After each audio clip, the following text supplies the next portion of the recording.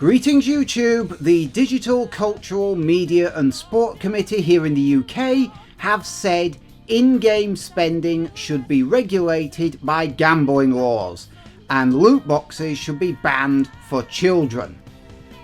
And honestly, I'm surprised.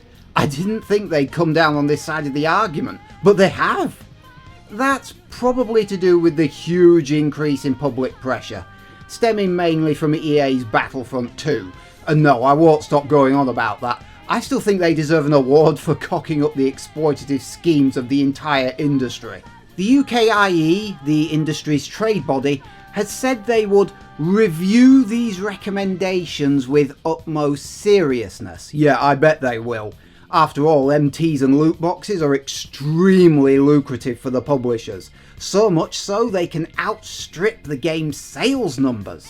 The MP said there was a lack of honesty and transparency from some industry representatives they spoke to, and some had been willfully obtuse when answering questions about gameplay. That's not a surprise. As long as they think they can keep MPs in the dark over what really happens, they think nothing bad will happen to their ongoing plans for strip mining our wallets. The World Health Organization now officially recognises gaming disorder as something that exists. Add the pressure from the public and politicians are finally doing something after all these years. Let's be clear, this isn't a research paper in an academic journal your average person has never heard of. This is the lawmakers talking. The people who can actually make it happen, make loot boxes and MTs part of gambling law.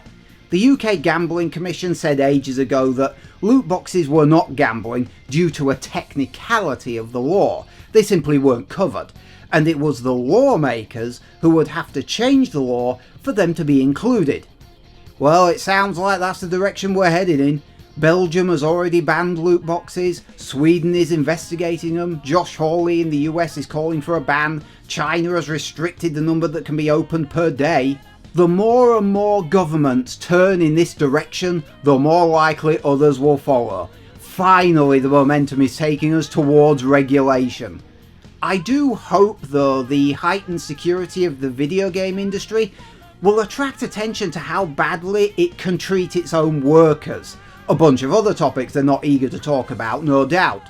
Things like bullying, harassment, minimal promotion or training opportunities, forced to opt out of the European Work Time Directive, 60 to 80 hour working weeks, crunch periods, forced overtime, no overtime pay. The workers are getting more organised nowadays, but they'll still benefit from Westminster taking a long hard look at company behaviour. The BECTU conducted a survey not so long since of workers and found damning evidence of exactly these kinds of things. That survey is going to be handed to Parliament later this year if they haven't done so already. They burn through people, and I use the word burn very deliberately. People having to take weeks or months off work due to the sheer stress they suffer. Just like MTs and loot boxes, it's too easy to find examples online of an industry that at times sounds so dysfunctional. I'm amazed they make any games at all, let alone make good ones occasionally. The video games industry has been unregulated for far too long. It's evolved into a kind of Wild West frontier, where the big gangs run things however they like and often run them into the dirt, driving out competition or buying them out and closing them down. It's time the authorities rode into town and laid down the law.